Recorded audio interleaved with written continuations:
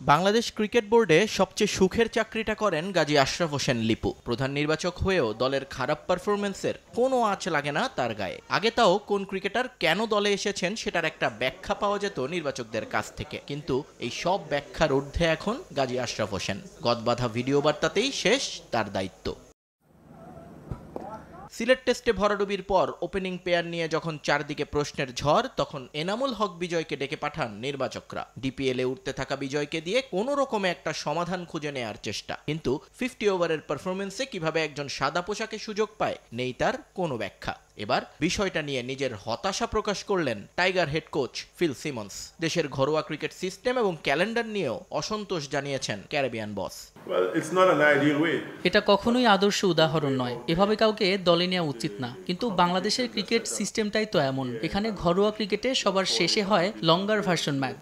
বছরের শেষ পর্যন্ত অপেক্ষা করতে হয় ছেলেদের পারফরমেন্স মূল্যায়ন করতে। তাই বিপিএল আর ডিপিএল এর পারফরমেন্স দিয়ে এখানে দল গোছানো হয়। আমাদের ওপেনিং এ সমস্যা আছে, তাই বিজয়কে নেওয়া হয়েছে, কিন্তু এই প্রক্রিয়াটা আদর্শ নয়।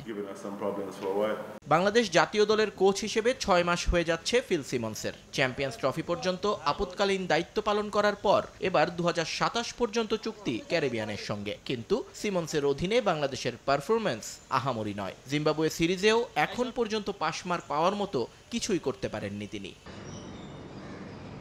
সিরিজের আগে কোচ ক্যাপ্টেন দুজনই শুনিয়েছিলেন নতুন শুরুর গল্প, কিন্তু মাঠে দেখা যায়নি তার ছিটে ফোটা। যে জিম্বাবুয়েকে বলে কয়ে হারাতো বাংলাদেশ, তাদের বিপক্ষেই সিলেটের রীতিমতো উড়ে গেল টাইগাররা। চট্টগ্রাম টেস্ট নিয়েও তাই খুব একটা আশা করছেন না সমর্থকরা। তবে এখনই হতাশ না হয়ে ধৈর্য ধরার আহ্বান হেড কোচের।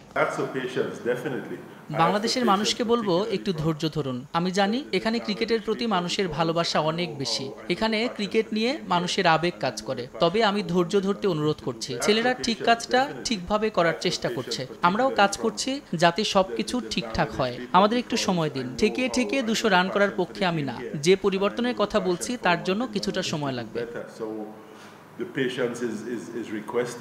এর আগে এই স্টেডিয়ামে একবারই জিম্বাবুয়ের মুখোমুখি হয় বাংলাদেশ। সে টেস্টে 184 রানে জিতেছিল মুশফিকুর রহিমের দল।